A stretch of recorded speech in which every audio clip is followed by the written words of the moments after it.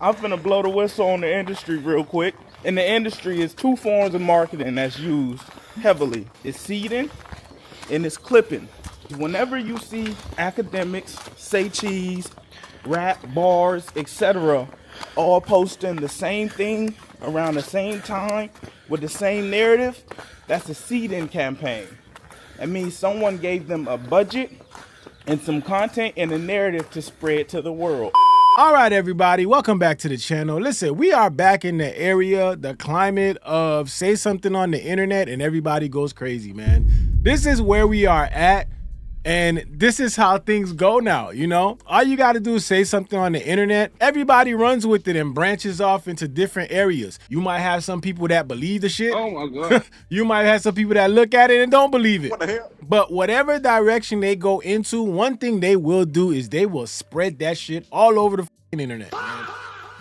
And all it really matters, it just takes whoever's listening at the time, how they take it, because that determines where they branch off to. So it's like a never-ending cycle. What I'm here to talk about is LaRussell, man, because LaRussell ended up signing a deal with Jay-Z's Roc Nation ahead of the Super Bowl debut. Now, if you don't know, LaRussell and his team, good company, one thing I realized in the Super Bowl in the credits is that they had a part to play. And I'm not sure what it was. I don't know if it was the visuals, but they had some creative input into the Super Bowl halftime show. We all know LaRussell has been a big supporter of independent music, of artists going independent, realizing these labels, the money that they're leaving on the table by signing with these major record labels. And people are starting to look at LaRussell like LaRussell is a hypocrite for this. So it goes on to say, turns out LaRussell and Jay-Z's partnership will extend far beyond the Super Bowl. The Vallejo rapper announced that he has signed a record deal with Roc Nation, the hip-hop moguls label that also represent Rihanna, Megan Thee Stallion, among others. I've never been able to get on the radio, you know, it's just a different system. As soon as we agreed, man, let's work, they were like instantly, we believe in this record, we're willing to take it to the radio. And this is why a lot of people are mad at LaRussell, because they feel like LaRussell has championed the whole independent grind. He really did a lot of things that provided people with ideas that they can use on their independent grind. Now it goes on to say LaRussell didn't share specifics of his new deal with Roc Nation, but assured that he is still indie and will retain his publishing rights and ownership of his masters. Now, look, man, I don't know how people want to view that, but to me,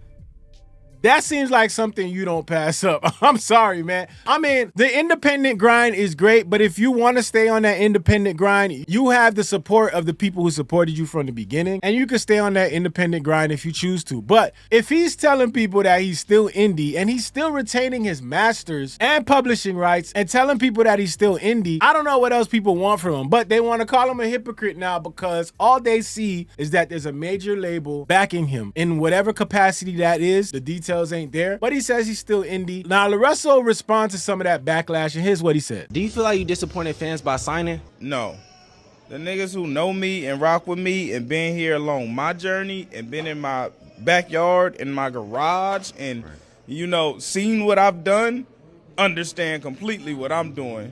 The niggas who don't know me, who don't buy tickets, who don't buy merch, who don't stream songs, who don't come to shows, who ain't got shit to do with my life, yeah, and I don't give a fuck. Come on, that's 1,000. Do you really want to be the face of the Bay, or is that something people put on you? I think that's something that's put on me more than I could take. You know, that's something that just happened. You don't get to determine that. You feel me? All you get to do is do your work and scale up, and people put that on you if that's where you at with it or not. You feel me? That's not my goal. My goal is to just promote the region and do my stuff and put as many people on as possible. Now, regardless of how people take that, whether like people feel like that's a good enough reason for them or not, at the end of the day, this is the man's journey, man. Like, this is his journey. This is what he's deciding to do with it. This is the direction he's deciding to take. And I mean, you can't really be upset at this man when you look at how he started out. I mean, this man has started out doing shows in his backyard, and he has kept it true to that. He has built a base that has allowed him to get to this point where he could demand certain things from a record label. If anything, I think him staying on this independent grind and doing everything that he did put him in the position to not only get sought after by these large large record labels, but to get sought after and be able to determine the conditions of what that deal entails. I want this and I want that. And I think that grind as an independent artist is what got him to that point. Because isn't an argument that when people get signed to these majors take from them, they keep their publishing, they take their masters. But if we're talking about somebody who went through the independent grind and then got to the point where he can get to these major distributions, these big record labels, and then demand those things that everybody is saying being taken away from artists, why would that not be celebrated? Unless people are looking for a reason to be upset. So this is where the problem lies. The problem lies with this interview that he just had. And remember, this is after signing with Roc Nation, and people are trying to tie all this stuff together. So it says, LaRussell talks Lil Wayne after signing to Jay-Z. The title alone is crazy because we know there's been rumors out there that Roc Nation is trying to take down these artists, including Lil Wayne and all this other shit. So for them to write it like that, LaRussell talks Lil Wayne after signing to Jay-Z is crazy. But we know how the internet works, man. I don't know, man. Let's see what LaRussell had to say about it. I had a moment in my journey where I had grew a disdain for Wayne just because I started listening to everything. Like, I started maturing as a human, and I'm like, damn, this nigga wasn't talking about nothing for a long time. And I think that's what his argument was. You know, like, as someone who, like, grew up in these communities, right, and grew up with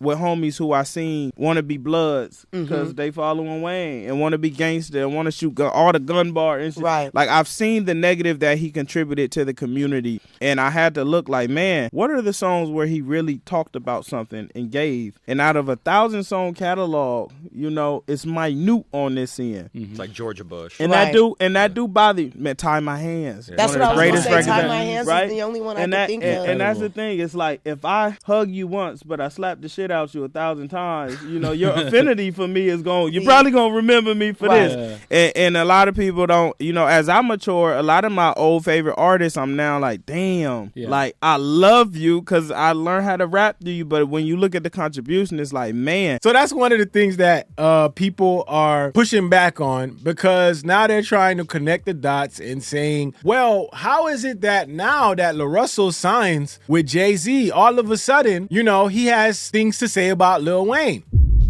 And, you know, people are going to put these conspiracies together. People are going to talk about these things. They're going to say all types of shit when it comes to this, man. And this is the dangers of the internet, right? Because people are going to run with this story, and this is what they're going to spread. And there were already people talking negatively about this. Now, this comment here says, a real Lil Wayne fan wouldn't say this because they know his catalog. Now, this one says, Nightmares from the Bottom, How to Hate, How to Love, Mirror, Comfortable, Tie My Hands, Love Me or Hate Me, Mess, Let It All Work Out, Can Be Broken, to name a few. Now, this is why I say when people have opinions on things, you got to let people have their opinions. It's okay for you to come back and challenge their opinions, but that person's opinion is always going to be that person's opinion. Somebody might look at this list of songs that he named out. Somebody might look at Comfortable and they might say, that's not fucking substance.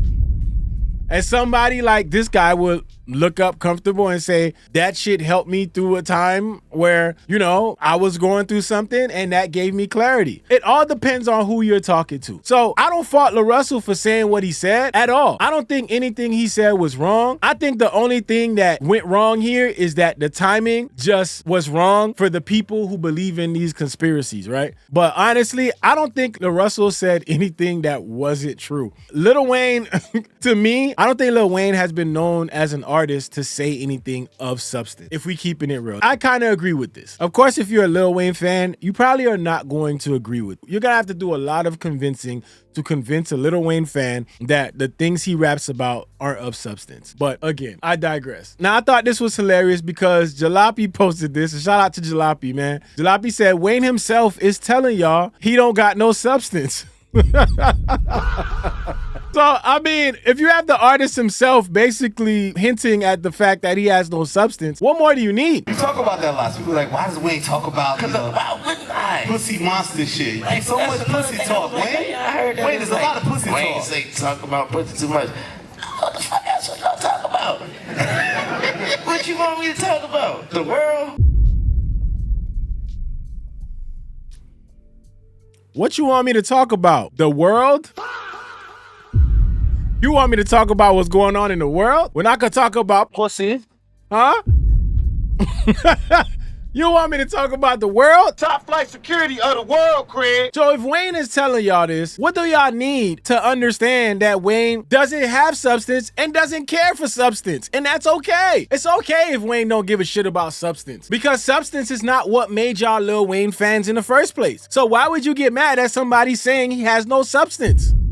I don't understand that. That's the part that bothers me, man. It's like, y'all want to argue about him having substance when he's told y'all he don't got no substance, he don't care about that shit. What y'all want me to rap about the world?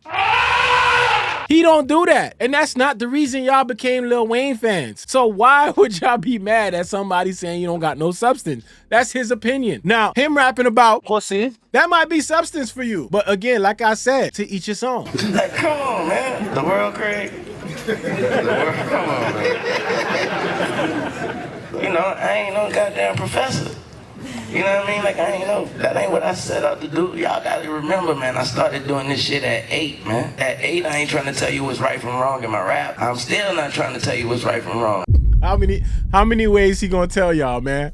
How many ways is he gonna tell y'all? It's not my job. I'm a musician. I do that with my kids. He's just telling y'all, man. He done told y'all 3 different times. I ain't about to rap and give y'all substance. That shit for my kids, That shit ain't for you. I ain't your father. I mean, you better do that with yours. You know what I mean? Like, that ain't my damn job. It's my motherfucking music. It's my microphone. I can talk about whatever the hell. Am I supposed to talk about something you want to hear? Or something you like? If you want to hear something about what you want to hear, then you better go find somebody talking about what the fuck you want to hear. You want to hear something about some pussy? I'm your man. I ain't giving no lecture. I know shit like, I don't know, they be like, he say pussy too much. Well, I can say it as many times as I want. I come from the South, man. I come from pussy. You don't remember Luke and Two Loud Crew? Shit like that, man. I come from shit like that. Bust down and shit like that, you know? Nasty bitch and shit like that. 3-6 Mafia and shit, you know, slide on my line. Like, come on my God, you know what I mean? Like, I don't get it. Like, what you want me to talk about? Like, so, you know, so sometimes my nigga like, they got a nigga like Taz. He gonna come with a song and be like, he gonna come with the hook already on there. You know, he gonna come with a song and the hook already, somebody on there talking about, you know, the world. And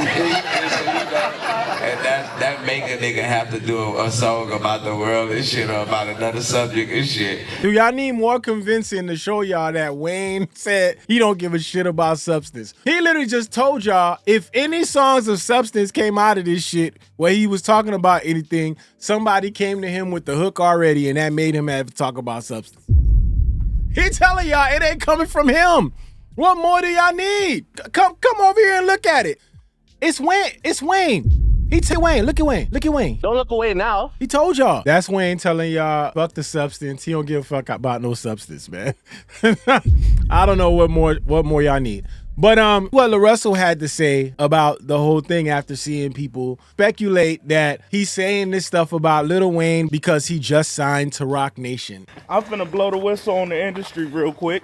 In the industry, is 2 forms of marketing that's used heavily. It's seeding and it's clipping. Whenever you see academics, say cheese, rap, bars, etc., all posting the same thing around the same time with the same narrative, that's a seeding campaign. It means someone gave them a budget and some content and a narrative to spread to the world.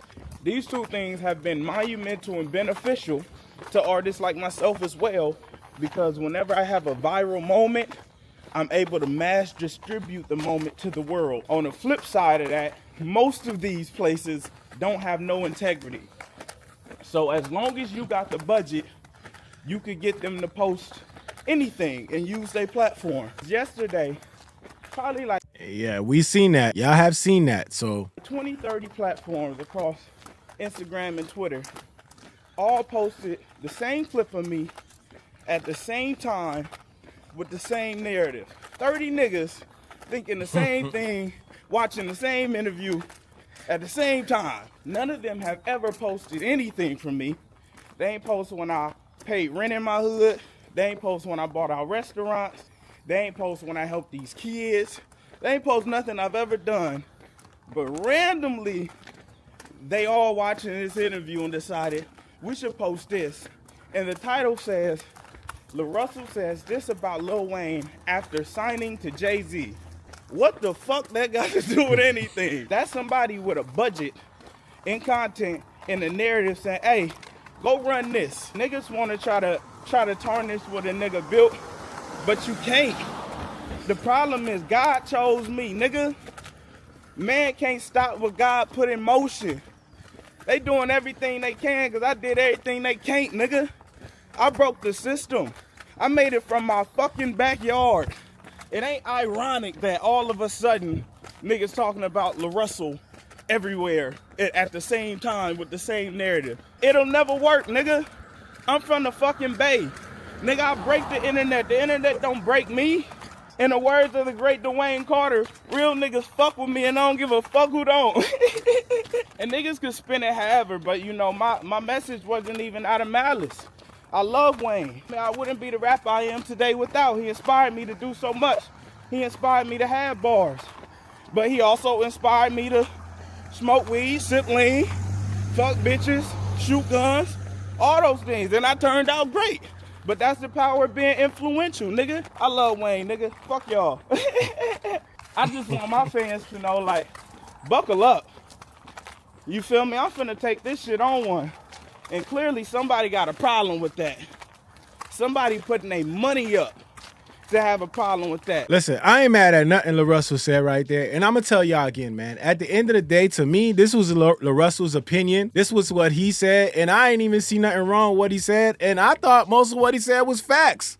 And I'm going to say this again. We just watched Lil Wayne tell y'all himself that he don't got no substance and he don't give a shit about that shit. But also the other side, the flip side of this is, so some people might see as substance for them is not substance for others. So a lot of this shit is based upon who you talking to. And in this case, speaking to LaRussell was saying he ain't had no substance. That doesn't take away from what he has done. That doesn't take away from the music that he has made. That shit don't take nothing away from none of that. Lil Wayne is still the artist that he is. He's still who he has been in rap. There's a reason why there are Lil Wayne fans out there who will always be Lil Wayne fans, because what he has provided for y'all is the reason y'all became fans in the first place. So to be mad at somebody saying he ain't got no substance, to me is just crazy. None of these artists are above criticism. Even with an artist like Kendrick, right? There's probably people out there who think he got too much substance. And they say it all the time. When they say, man, when I go to the club, I don't hear Kendrick Lamar. I can't rock to Kendrick Lamar. Well, that's the same thing as saying he got too much substance. You don't want to hear that substance shit in the club is what you basically saying. But imagine a fan arguing with you to tell you that, hell nah, he do got music with no substance. What's the point of that argument? You are not a fan of Kendrick Lamar because you like music with no substance. You're a fan of Kendrick Lamar because you like what he says and you feel like that's enough substance for you. That's how this shit should be looked at, man. I think all of this is just a whole bunch of nothing. But there lies a problem, because at this very moment, at this same time, DJ Vlad decided to weigh in, man. And we all know DJ Vlad is somebody that does things for views. This is what he does, man. So DJ Vlad put out this tweet, right? And in this tweet, it's obvious that DJ Vlad is being sarcastic as fuck. This is fucking satire in DJ Vlad's view. This is his idea of satire. And this is what he wrote. So Vlad says, I have a confession. Roc Nation has been paying me to support Megan. They also paid off all the jury members to convict Tory. And they bribed the judge too. Jay-Z did a verse for his grandson's new album. Y'all just gonna let this nigga play with y'all like that? Okay. And it goes on to say, they paid off Megan's doctor to lie about the bullet fragments. She was never shot. The LA police are on Jay's payroll, and it doesn't stop with LA. You're not ready to hear that part. The Mexican guy who stabbed Tory, who do you think paid him to do that? You already know the answer to that. The 3 Supreme Court judges who denied Tory's appeal all paid off by the Rock Mafia. Jay also paid Trump not to pardon Tory, even though it's a state case. Trump can only pardon federal cases, but knowing Trump likes to bend the rules, Jay wasn't taking any chances. I can't keep these lies secret anymore. If this is my last tweet, you know who silenced me. Now come on, y'all. Obviously, you know there are people that ran with this, and they gonna run with this, forgetting that DJ Vlad is an attention seeker, man. Here goes Vlad responding to people because somebody asked him to stop clout chasing. Said, stop clout chasing, dude. If it's true that Jay-Z paid you, you know you can't possibly be the only blogger he paid. So considering everything you just said, why didn't you name any other bloggers who Jay supposedly paid? And he said, every blogger is on Jay-Z's payroll. We all got paid with Bitcoin. Now that the price dropped, you'll see a lot of us turning on him. It's over for Jay-Z. I keep saying he will be the only guy arrested from the Epstein files. And then he said, it's deeper than that. Jay-Z is Epstein. Y'all gonna let this nigga play with y'all like this? Damn, Vlad, be safe out there. Jay-Z could have your security on payroll. I've always used Roc Nation security. I might need to get my own now. How many times this nigga gonna have to tell y'all, ha ha ha. Let's see, what else? If they've been paying you, does that mean they stopped paying you? Correct, their last check bounced. How much they paying you? It started with $10K a month. During the trial, it went up to $50K a month. All payments were in Bitcoin, so they couldn't be traced. You can trace Bitcoin, it's all public. Helping them lock a black man up and confessing about it on Black History Month. You ain't got no morals. You helped them send an innocent man to jail, and now you're snitching. Probably because the money didn't hit this month. Somebody finally put the dots together. I don't care about Jay-Z, but I'll say this. Now I know you're lying. Bounce, that's a joke. Correct, their last check bounced. Listen, man, the internet is a crazy place, man. Now, Punch responded to this, right? And Punch said, this application is scary, literally scary. Comprehension levels are decreasing at an incredible rate. I can't tell if these folks believe what they spew or they are just evil at this point. And then you got this comment, just call it an app, weirdo. So now people are mad at you calling an app an application. Like, now you can't even call it an app. You can't even say application now. You gotta say app or it makes you a weirdo. This is where we are, people.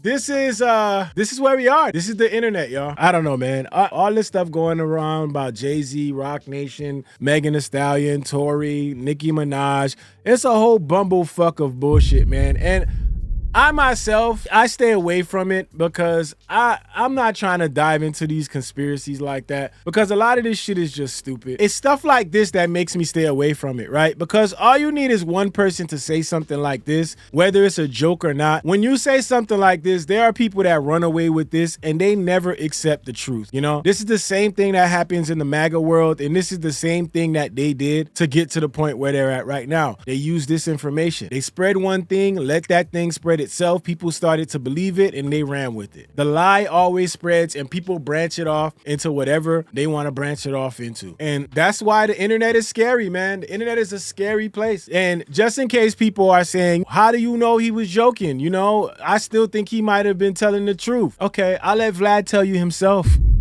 Let Vlad tell you himself. Stay on that side. Vlad's calling me. Hey, Vlad, what's going on? Yo, what's good? How you doing, man? I'm on stream right now. Is it okay? Sure, why not? Okay, so I saw your tweets about Jay-Z and Roc Nation. Is everything okay? Are you in a safe spot?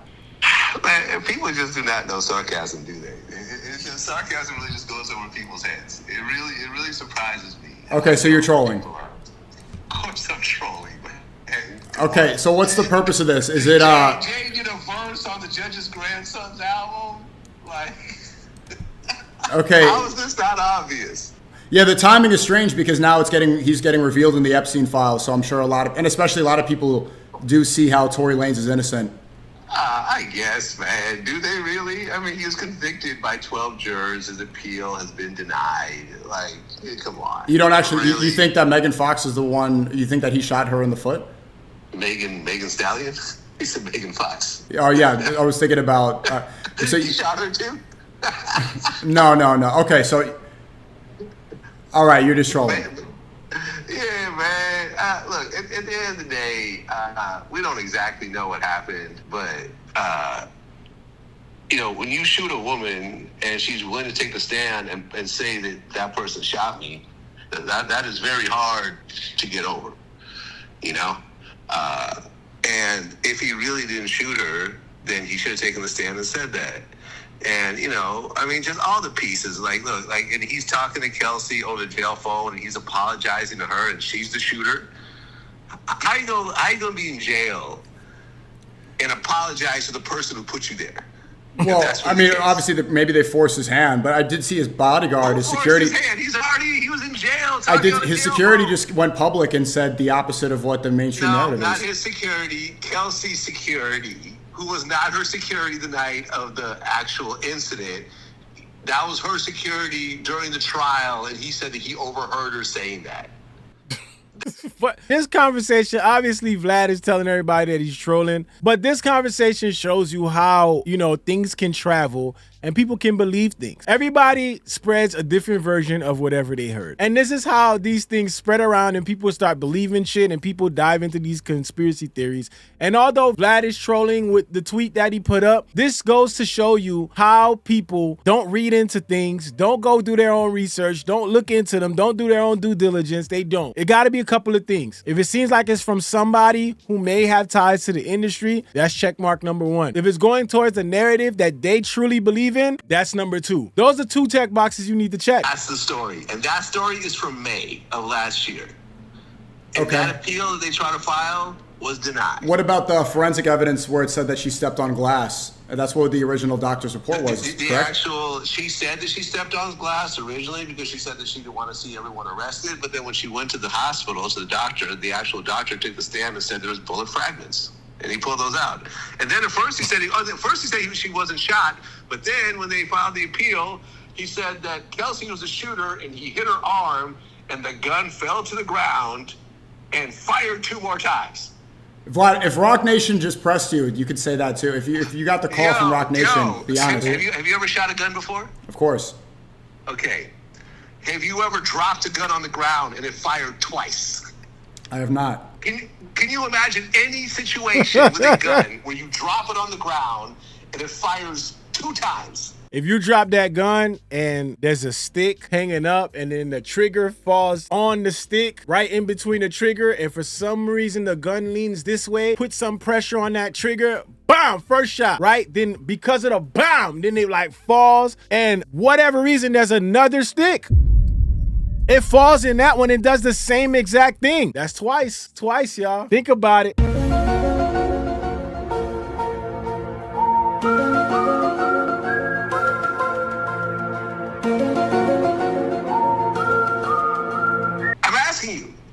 As someone who shoots guns, can you imagine that situation happening under any sort of physical condition? His lawyers actually said this in a press conference. Okay, I mean, she lied on Megan Thee Stallion. She lied on That's how she got shot. On Gayle King. He doesn't even argue the point. He doesn't even argue. It just skips to the next thing. Like, well, you know, like the other, like, it's just so, we are cooked. We are cooked, bruh. This is how people think. We are cooked. She said that she never had a relationship with him that was sexual, and then later she did. Absolutely, she lied about that. Oh my God, man. All right, man. Okay. Yeah, but she was not taking the stand. You know, at the end of the day, you could lie in interviews, but when you take the stand, it's a very different story. Yeah. So I think that's very important to look at when you think of these people and the way that they act and the things that they say. Don't believe everything you hear, man. Go in there and check the shit out for yourself. Look into it yourself and come to your own conclusions, because this shit could have you down an area where you just out here looking crazy. As for Lil Wayne, man, if you feel like Lil Wayne got substance, then he got substance. If you feel like he don't, then he don't. It just is what it is. But I'm gonna leave y'all right here with some substance. And yeah, here goes substance for y'all right quick.